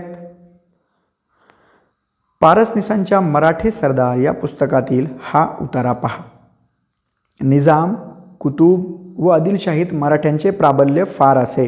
निजामशाहीचा मूळ पुरुष गांगवी हा बहिरमभट कुलकर्णी यांचा मुसलमान झालेला मुलगा होता. अहमदनगरच्या बादशहाचा बाप पण हिंदूच होता. विजापूरचा संस्थापक युसुफ आदिलशहाने मराठ्याची मुलगी केली होती. बेदरच्या कासिम बरीद या संस्थापकाच्या मुलाने पण साबाजीच्या मुलीशी लग्न केले होते. या संस्कारामुळे हिंदूबद्दल सहिष्णुता असून मराठ्यांचे प्राबल्य या पाचही राज्यात होते. त्याच पुस्तकातील न्यायमूर्ती रानडे यांचा उद्धृत केलेला हा आणखी एक उतारा पहा. दक्षिणेतील मुसलमानांचे उत्तरेकडील कडव्या धर्माभिमानी मुसलमान जातीपासून दूरीकरण. बहामनी राज्यात हिंदूविषयी चांगले मत व त्यांचे प्राबल्य. वसुली व खजिना या खात्यात ब्राह्मण व प्रभू यांचा प्रवेश. त्यांच्यामुळे सरकारी दप्तरात मराठी भाषेचा शिरकाव. शक्तीचे समतोलन होऊन मराठी शिदारास बढत्या. बादशहाचे हिंदू मुलींशी शरीर संबंध झाल्यामुळे हिंदूंची दरबारावर पडलेली छाप. बाटलेल्या हिंदूंचे स्वजातीयांवरील उत्कट प्रेम व या सर्व कारणांमुळे दक्षिणेतील बादशहांच्या ठिकाणी हिंदूंबद्दल सहिष्णुभाव उत्पन्न होऊन हिंदूंना उत्तेजन, सवलती व अधिकार मिळाले होते. बहामनी राज्याचा संस्थापक हसन गंगू बहामनी याच्या नावाने स्पष्टीकरण सुद्धा काय सांगते. हसन जाफर या नावाचा एक मुसलमान मनुष्य गंगू नावाच्या कुणा ब्राह्मणाकडे पूर्वायुष्यात नोकरी करीत होता. पुढे तो दिल्लीच्या बादशहाच्या कंसात तुघलक पदरी मोठा सरदार झाला. तो बादशहाचा महाराष्ट्रातील सुभेदार होता. त्यानं बादशहाविरुद्ध बंड केलं व महाराष्ट्रात स्वतःचं राज्य स्थापन केलं. पूर्वीच्या धन्याची आठवण व कृतज्ञता म्हणून तो स्वतःचं नाव अर्धे मुसलमान व अर्धे हिंदू असं हसन गंगू लावू लागला. स्वतःच्या राज्यास बहामणी म्हणजे ब्राह्मणाशी संबंधित असे म्हणू लागला. हिंदू मुस्लिम संबंध शत्रुत्वाचे व टोकाच्या शत्रुत्वाचे असते तर असे घडले नसते. जोवर त्यांच्या राज्याला हिंदूकडून धोका निर्माण होत नाही, जोवर हिंदू सरदार त्यांच्या राज्याला मदतच करतात, तोवर मुस्लिम राज्यकर्ते हिंदू संबंधी सहिष्णू होते. राज्यालाच जर धोका निर्माण झाला तर मग मुस्लिम असो की हिंदू ते असहिष्णू होते. हिंदू की मुस्लिम हे महत्त्वाचे नव्हते, राज्य महत्त्वाचे होते. दिल्लीचे सुद्धा सर्व सुलतान कडवे मुसलमान होते हे खरे नाही. अकबराची सहिष्णुता सर्वांना ज्ञात आहे. त्याने तर दीन इलाही या नावाने एक नूतन संमिश्र धर्म स्थापन करण्याचा प्रयत्न केला. त्या काळी सांस्कृतिक एकता बऱ्याच प्रमाणात निर्माण झाली होती. तोरडमल हा हिंदू प्रधान मुस्लिम राजाच्या पदरी स्वतःची बुद्धी कारणी लावतच होता. शहाजहान बादशहाच्या पदरी उच्च कुलीचे अस्सल तेलंगे ब्राह्मण जगन्नाथ पंडित संस्कृत भाषेत काव्य करीत. पंडितराज जगन्नाथांची एक कथा प्रसिद्ध आहे. शहाजहानच्या पदरी असलेल्या या हिंदू पंडितानं आपल्या पदरी यावं व हिंदू राजांचे भूषण वाढवावं म्हणून जयपूरच्या हिंदू राजाने त्यांना बोलावले होते. या आमंत्रणाला पंडितराज जगन्नाथांनी पाठवलेले उत्तर मासलेवाईक आहे. त्यांनी उत्तरादाखल लिहिले, दिल्लीश्वरो वा जगदीश्वरो वा मनोरथान पूर्विंतु समर्थः अन्ये नृपालेहा पारिदीयमानं शाकाय वा स्थल्लवनाम वा स्थाना. माझे मनोरथ पूर्ण करण्याचे सामर्थ्य केवळ दिल्लीश्वर म्हणजे दिल्लीचा राजा किंवा जगदीश्वर म्हणजे परमेश्वर या दोघांच्यातच आहे. बाकी राजांनी मला काही देण्याचे मनात आणलेच तर ते फार तर माझ्या मीठ मिरचीला पुरण्या इतपतच राहील. दिल्लीश्वराची जात महत्त्वाची नव्हती, तो जे देतो आणि जितके देतो ते महत्त्वाचे होते. शहाजहानचा मुलगा दारा हा संस्कृतचा जाणकार होता. त्याची बैठक काशीच्या संस्कृत पंडितात असे. त्याच काळी छांदोग्य उपनिषद, बृहदारण्यक उपनिषद, केनो उपनिषद इत्यादी उपनिषदांच्या नावांच्या चालीवर अल्लोपनिषद सारखे लिखाण झाले होते. शेजवलकरांनी तर असे लिहून ठेवले आहे की औरंगजेबाच्या ऐवजी त्याचाच थोरला भाऊ दारा हा राज्यावर बसला असता तर या अफाट देशाचे एकीकरण एकाच राजवटीखाली होऊन हा देश बळकट होण्याचा संभव निर्माण झाला असता. थोडक्यात म्हणजे सर्वच मुसलमान राज्यकर्ते हिंदू धर्मद्वेष्टे नव्हते. शिवाजीचे मुसलमान सरदार. शिवाजीच्या परदी अनेक मुसलमान सरदार, वतनदार व इतर चाकर होते आणि ते अगदी मोठमोठ्या हुद्द्यांवर, जबाबदारीच्या जागांवर होते. शिवाजीच्या तोफखान्याचा प्रमुख एक मुसलमान होता. त्याचे नाव इब्राहिम खान. तोफखाना म्हणजे लष्कराचं एक प्रमुख अंग, कदाचित सर्वात महत्त्वाचं. तोफा हे त्या काळातलं सर्वात प्रगत हत्यार. किल्ल्यांच्या लढाईत त्याचं महत्त्व फार मोठं. अशा महत्त्वाच्या तोफखान्याचा प्रमुख एक मुसलमान होता. छत्रपती शिवाजी महाराजांच्या दूरदृष्टीचं उदाहरण म्हणून त्यांनी केलेली आरमाराची उभारणी सांगण्यात येते आणि ते बरोबरच आहे. कोकणपट्टीच्या विस्तृत भूभागाला समुद्राचे सानिध्य आहे. या सर्व भागाच्या रक्षणासाठी आरमार आवश्यक होतं. ते शिवाजीनं उभारलं. या अशा महत्त्वाच्या विभागाचा प्रमुखसुद्धा एक मुसलमान सरदार होता. त्याचं नाव दौलत खान, दर्या सारंग दौलत खान. शिवाजीच्या खास अंगरक्षकात व खाजगी नोकरात अत्यंत विश्वासू म्हणून मदारी मेहतर याचा समावेश होता. आग्र्याहून सुटकेच्या नाट्यमय प्रसंगात या विश्वासू मुसलमान साथीदाराने शिवाजीराजांना काय म्हणून साथ दिली? शिवाजी मुस्लिम द्वेष्ट असता तर असं घडलं असतं का? शिवाजीच्या पदरी असे अनेक मुसलमान चाकर होते. त्यात काझी हैदर हा एक होता. सालेरीच्या लढाईनंतर औरंगजेबाच्या दक्षिणेतील अधिकाऱ्यांनी शिवाजीची सख्य जोडावे म्हणून एक हिंदू ब्राह्मण वकील पाठवला. जेव्हा शिवाजीनं उलट काझी हैदर यास मोगलांकडे पाठवलं, म्हणजे मुसलमानांचा वकील हिंदू आणि हिंदूंचा वकील मुसलमान, त्या काळातील समाजाची फाळणी हिंदू विरुद्ध मुसलमान अशी असती तर असे घडले नसते. सिद्दी हिलाल हा असाच आणखी एक मुसलमान सरदार शिवाजीच्या पदरी होता. 1660 रुस्तुम जमा व फाजल खान यांचा शिवाजीनं रायबागेजवळ पराभव केला. त्यावेळी सिद्दी हिलाल शिवाजीच्या बाजूनं लढला. त्याप्रमाणेच 1660 सिद्दी जोहरने पन्हाळगडास वेढा दिला होता. तेव्हा नेताजी पालकरनं त्यांच्या सैन्यावर छापा घालून वेढा उठवण्याचा प्रयत्न केला. त्यावेळीसुद्धा हिलाल व त्याचा पुत्र वाहवा हे नेताजी बरोबर होते. या चकमकीत सिद्दी हिलालचा पुत्र वाहवा जखमी व कैदी झाला होता. हिंदू शिवाजीच्या बाजूने मुसलमान सिद्दी हिलाल आपल्या पुत्रासह मुसलमानांच्या विरोधात लढला. त्या लढ्यांचे स्वरूप निव्वळ हिंदू विरुद्ध मुसलमान असे असते तर असे घडले असते का? सभासद बखरीत 76 पानावर शिवाजीच्या अशाच एका मुसलमान शिलेदाराचा उल्लेख आहे. त्याचे नाव शामा खान. राजवाड्यांच्या मराठ्यांच्या इतिहासाची साधने या ग्रंथाच्या खंड 17 पान 17 नूरखान बेग याचा शिवाजीचा सरनौबत म्हणून उल्लेख आहे. हे सरदार एकटे नव्हते हे स्पष्टच आहे. त्यांच्या हाताखालील मुस्लिम शिपायांसह ते शिवाजीच्या चाकरीत होते.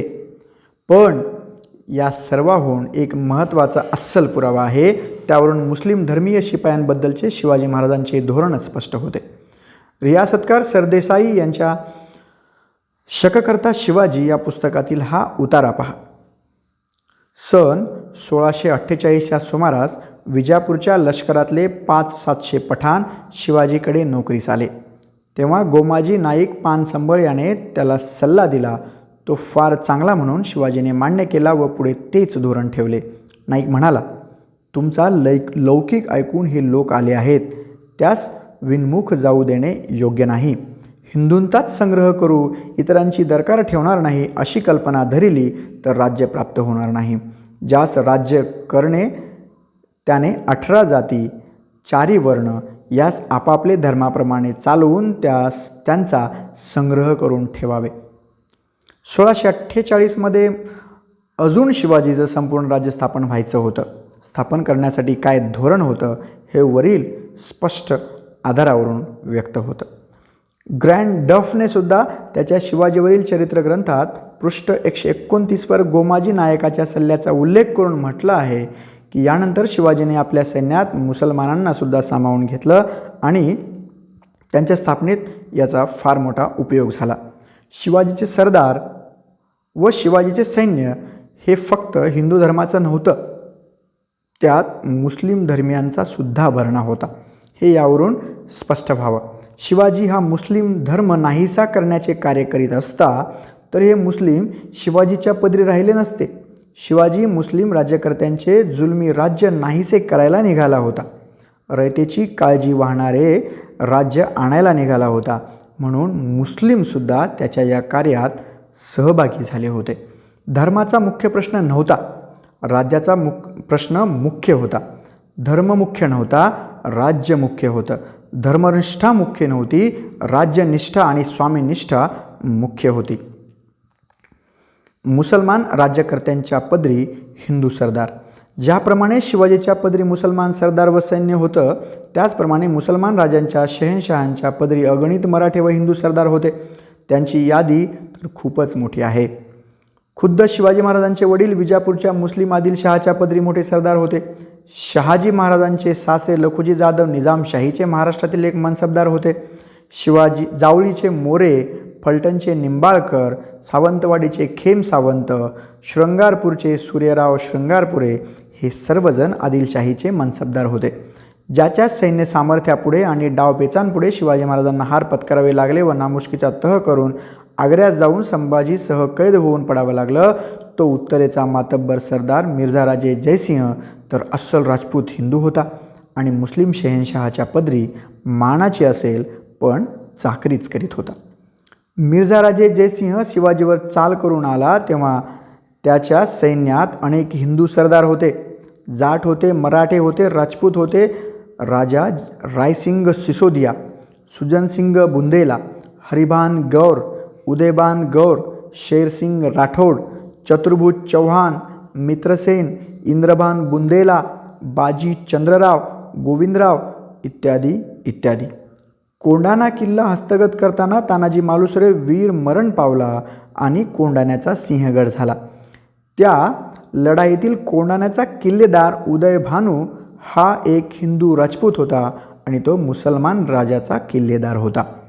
अकबराच्या पदरी 500हून अधिक मनसब असणारे जेवढे सरदार होते, त्यात हिंदू सरदारांचे प्रमाण 22.5% होते. शहाजहानच्या राज्यात हे प्रमाण 22.4% होते. अगदी सर्व मुस्लिम राज्यकर्त्यात अगदी कडवा म्हणून तो समजला जातो त्या औरंगजेबाच्या पदरी सुरुवातीला हिंदू मनसबदारांचे हे प्रमाण 21.6% होते. ते पुढे वाढले व 31.6% झाले.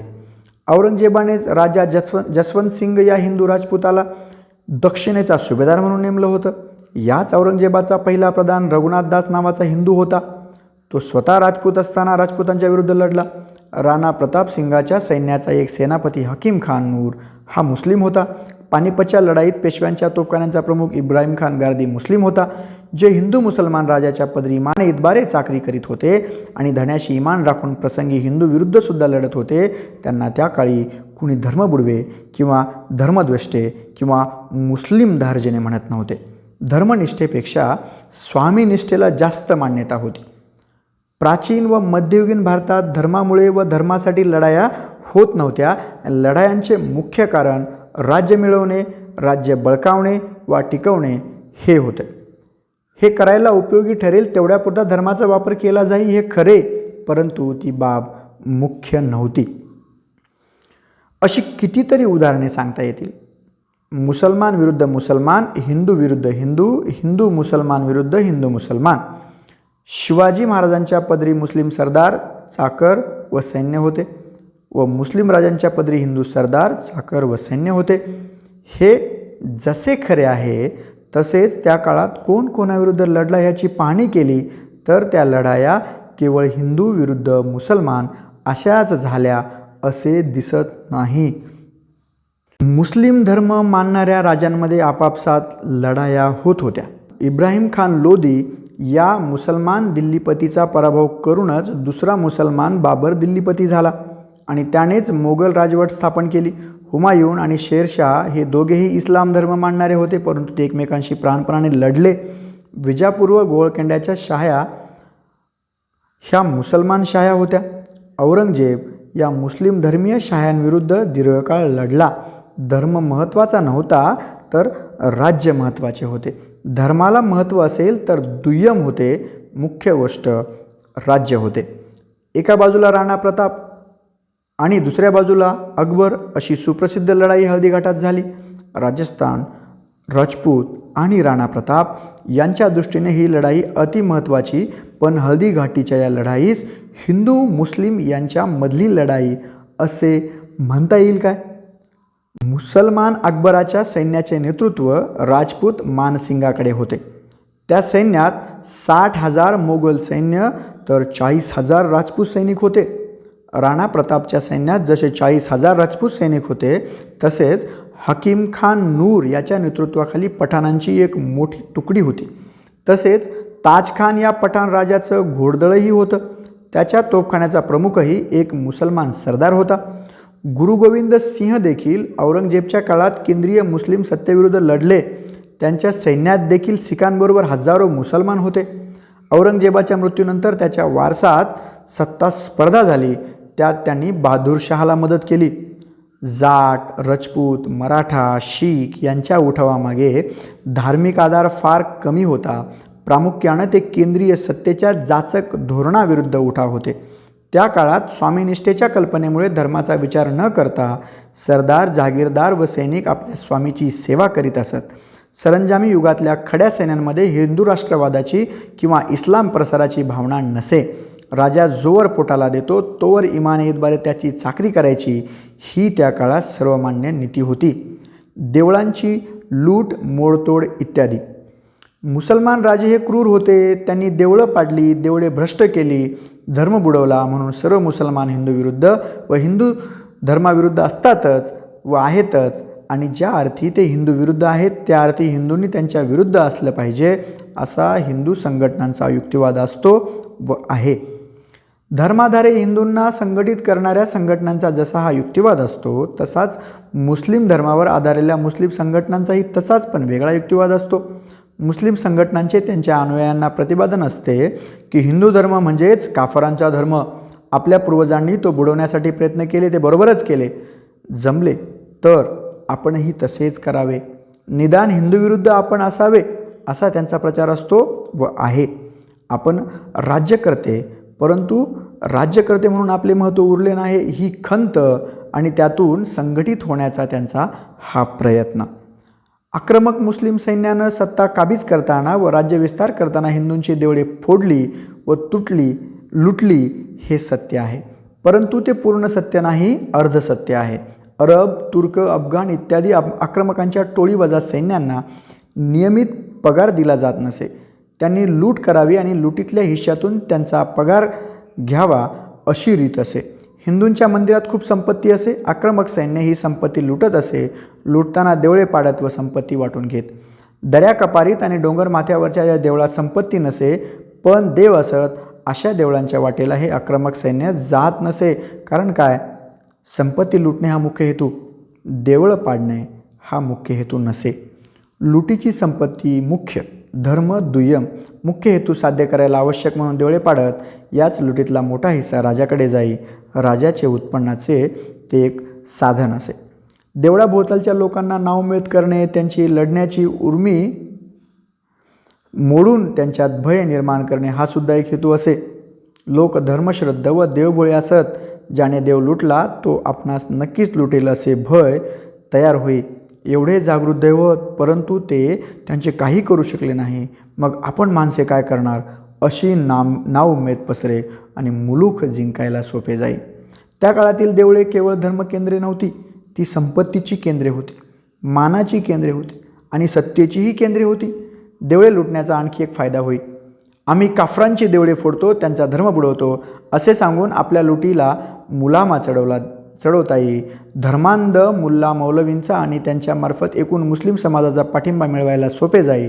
स्वतःची दुष्कृत्ये लपवायला धर्माचा उपयोग करून घेतला जाई.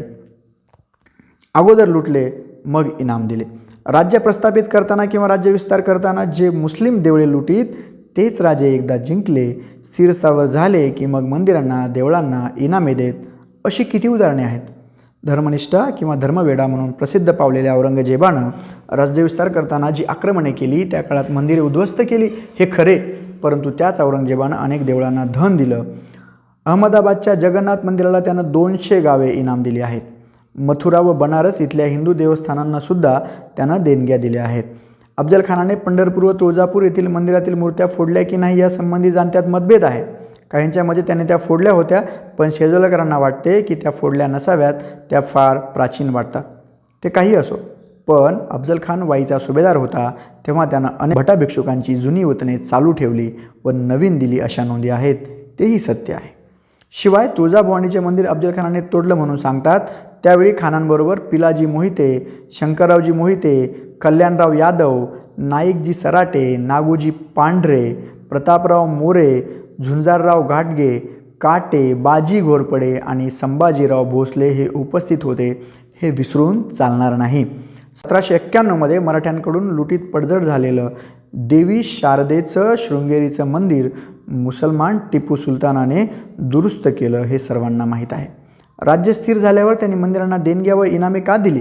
देणग्या व इनामे घेऊन हिंदू खुश राहत असतील व आपल्या राज्याला त्रास देत नसतील तर ते मुस्लिम राज्यकर्त्यांना हवे होते. देवळे पाडली व लुटली त्यालाही कारण राज्यच, आणि देवळांना इनामे दिली किंवा देवळे दुरुस्त केली त्यालाही कारण राज्यच. राज्य मुख्य, धर्म दुय्यम. शिवाय फक्त मुस्लिम राजेच देवळे लुटीत होते हे खरे नाही, हिंदू राजेसुद्धा संपत्तीसाठी देवळे लुटीत असत.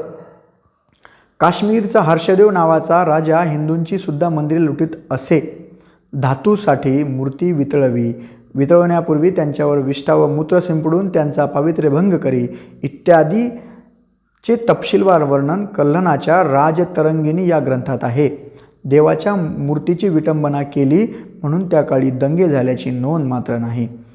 त्याची उत्पन्नाची जी खाती होती त्यात त्याने देवोत्पादन हे खातेच उघडले होते.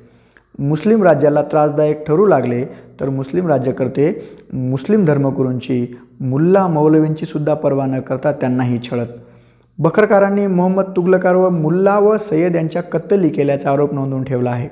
काही इतिहासकारांनी असे लिहून ठेवले आहे की जहांगीर बादशहाला मुल्ला मंडळी एवढी घाबरत की तो आला की ती लपून बसत. तात्पर्य काय? त्या काळातल्या राज्यकर्त्यांच्या दृष्टीनं राज्य महत्त्वाचं होतं, धर्म तितका महत्त्वाचा नव्हता. स्वतःचे राज्य स्थापायला आणि स्थिर करायला त्यांनी धर्माचा आधार घेतला हे खरं आहे, पण धर्म मुख्य नव्हता, राज्य मुख्य होतं. पूर्ण सत्य हे आहे. शिवाजी महाराजांच्या मराठे व हिंदू विरुद्ध लढाया. छत्रपती शिवाजी महाराजांना स्वतःचे राज्य स्थापन करण्यासाठी छोट्या मोठ्या अनेक लढाया कराव्या लागल्या. राज्यकर्ते मुस्लिम धर्माचे होते त्यामुळे त्यांच्या विरुद्ध तर लढावे लागलेच, परंतु मराठ्यांविरुद्ध सुद्धा अनेक लढाया लढाव्या लागल्या. इतिहासाने या लढ्यांच्या सविस्तर नोंदी ठेवल्या आहेत, त्याकडे दुर्लक्ष करणे हे बरोबर होणार नाही. रियासतकार सरदेसाई आपल्या मराठी रियासत या ग्रंथात म्हणतात, विजापूरकरांशी युद्ध म्हणजे हिंदू मुसलमानातील युद्ध नव्हे. अशा प्रकारचे स्वरूप त्या युद्धास येणे शक्य नव्हते. शिवाजीची मोठी अडचण विजापूरकरांच्या ताब्यात गुंतलेली मोठी मोठी मराठे सरदार घराणेही होती. त्यांच्या मनात शिवाजीबद्दल आदर किंवा पूज्यबुद्धी नव्हती. मोहिते, मोरे, सावंत, दळवी, सुर्वे, निंबाळकर आदी शेकडो सरदार आरंभापासून कमी जास्त प्रमाणात शिवाजीच्या विरुद्ध होते. हे आणि इतर अनेक हिंदू मराठे सरदार शिवाजींच्या विरुद्ध होते.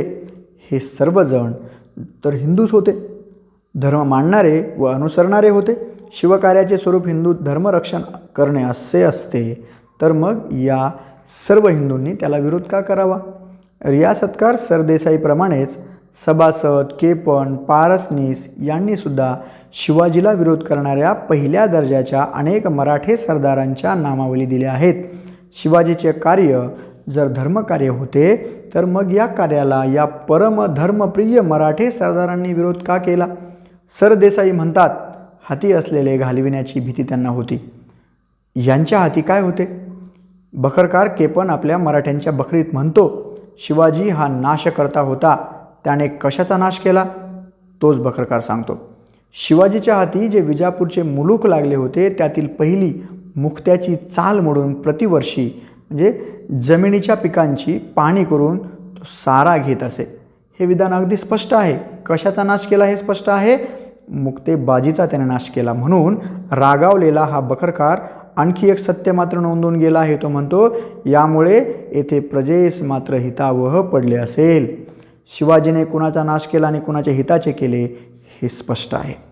असल्या हितविरोधामुळेच शिवाजीला घाटगे, खंडागळे, बाजी घोरपडे, बाजी मोहिते, निंबाळकर, डबीर, मोरे, बादल सावंत, सुर्वे, खोबडे, पांढरे, कोकणचे देसाई, मावळचे देशमुख वगैरे प्रमुख मराठे हिंदू सरदारांचा विरोध होता. व्यंकोजी भोसले व मंबाजी भोसले हे अगदी जवळचे भाऊबंदही विरोधी होते.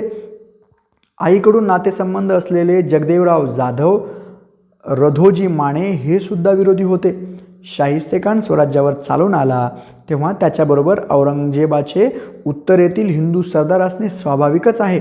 पण महाराष्ट्रातील सुखाजी गायकवाड, दिनकरराव काकडे, रंभाजीराव पवार, सर्जेराव घाटगे, कमलोजीराव काकडे, जसवंतराव काकडे, त्र्यंबकराव खंडागळे आणि कणकोजीराव गाडे, अंताजीराव खंडागळे, दत्ताजीराव खंडागळे हे मराठे सरदारसुद्धा होते. आणि यापेक्षा भयानक म्हणजे त्र्यंबकरावजी भोसले, जिवाजीराव भोसले, बालाजीराजे भोसले, परसोजीराजे भोसले ही भोसले मंडळी शिवाजीच्या रक्ताची नात्याची होती.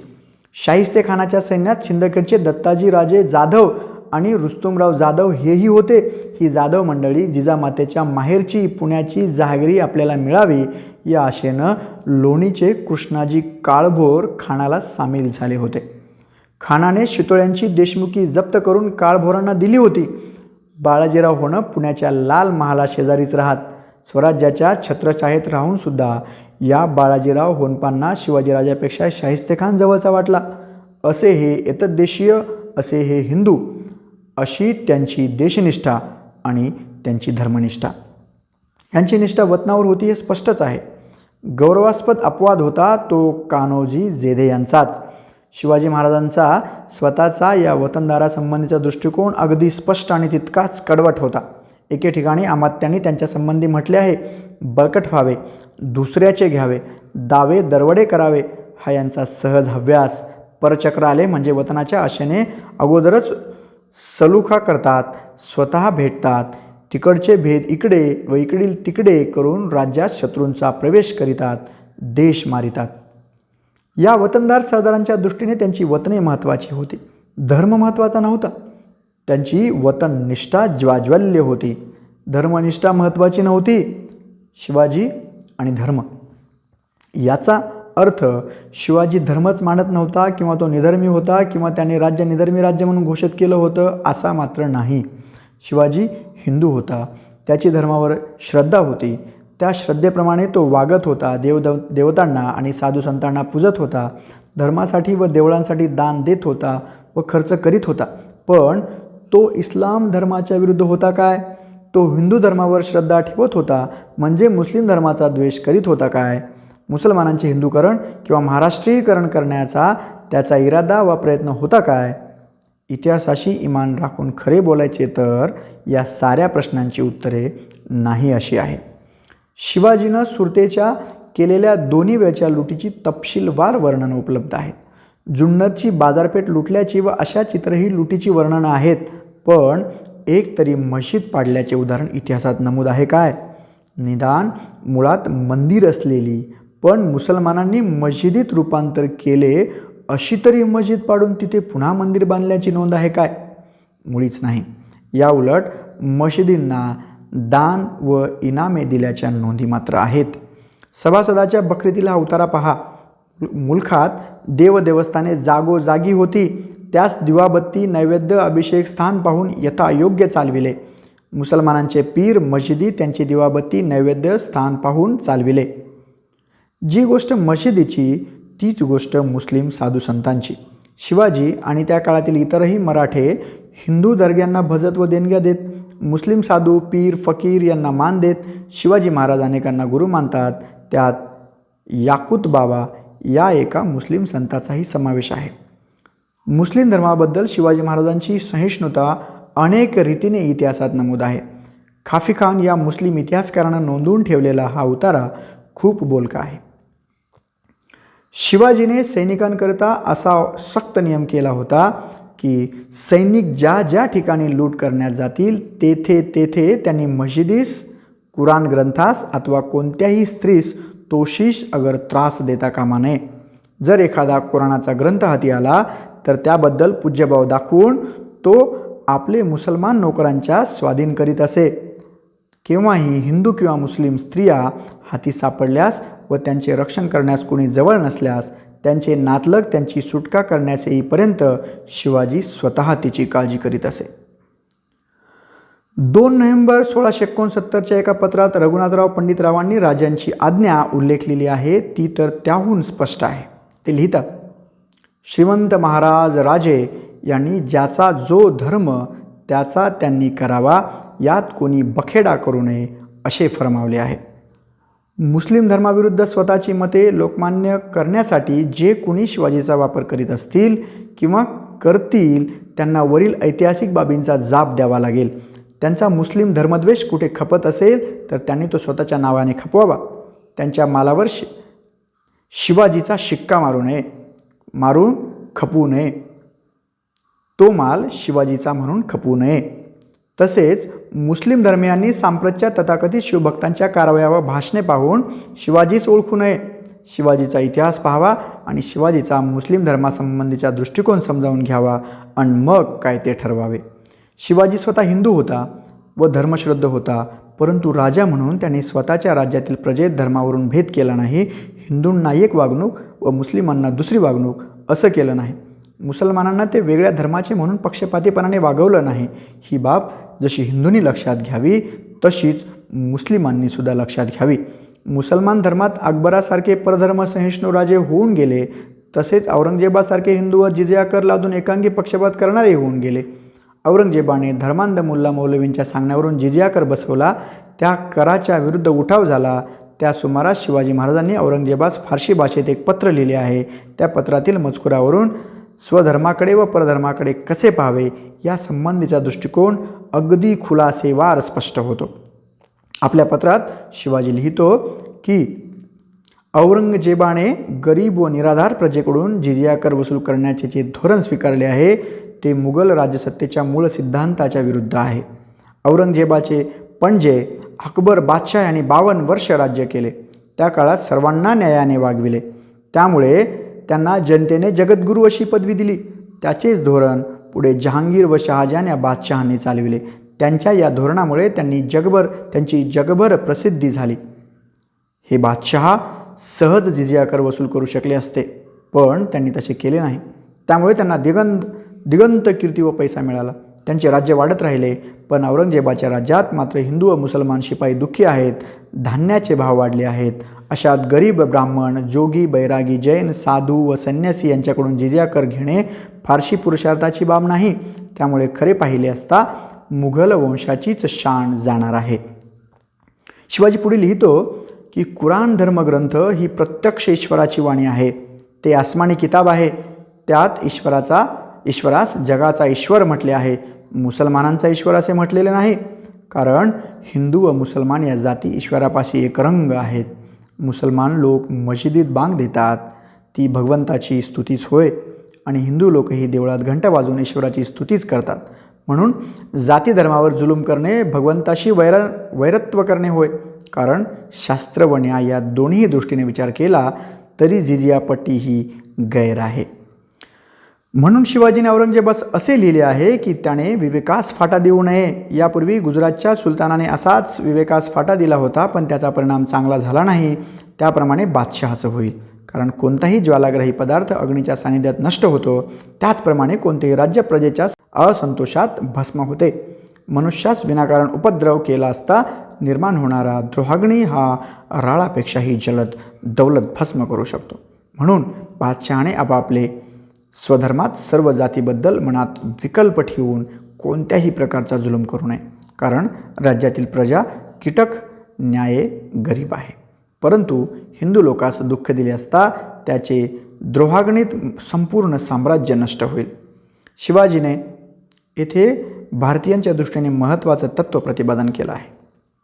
भारतातील लोकांना अकबर व इतर बादशहांनी धर्माच्या कारणामुळे छळले नाही. त्यांच्या उदार धार्मिक धोरणामुळे अकबर बादशहा जगद्गुरू म्हणून संबोधण्यात आले. पण गरीब आणि निरपराध लोकांवर कर लादून औरंगजेब इस्लाम धर्माच्या विरोधी काम करीत आहे. कारण कुराण ही ईश्वरवाणी आहे आणि ईश्वराच्या लेखी हिंदू व मुसलमान वेगळे नाहीत. प्रजेला जर राजाने त्रास दिला तर राजा कितीही बलवान असला तरी त्याचा पाडाव झाल्याशिवाय राहणार नाही. शिवाजीचा काळ लक्षात घेता शिवाजीचे हे धोरण व त्याचे विचार अनन्यसाधारण असेच आहेत. कारण धर्माचा लोकजीवनावर मोठा प्रभाव होता, पण आपल्या धर्माइतकाच इतरांचा धर्मही श्रेष्ठ व उच्च आहे आणि उपासना पद्धती वेगवेगळ्या असल्या तरी त्याचा उद्देश एकच आहे, हे महत्त्वाचे तत्त्व शिवाजीने मांडले. अकबर, दारा शुकोह, इब्राहिम आदिलशाह यांचे विचारही यापेक्षा वेगळे नव्हते. शिवाजी हा धार्मिक राजा होता. तो हिंदू धर्माचा अभिमानी होता व त्याने हिंदू देवळांना व ब्राह्मणांना इनामे दिली. या गोष्टी खऱ्या आहेत, पण त्याचा हिंदू धर्माचा अभिमान इतर धर्मियांच्या द्वेषावर आधारलेला नव्हता. मुसलमानांचा द्वेष केल्याशिवाय आपणास श्रेष्ठ हिंदू बनता येत नाही असे त्याला कधीच वाटले नाही, कारण मध्ययुगात देखील त्याची धर्मसाधना डोळस होती.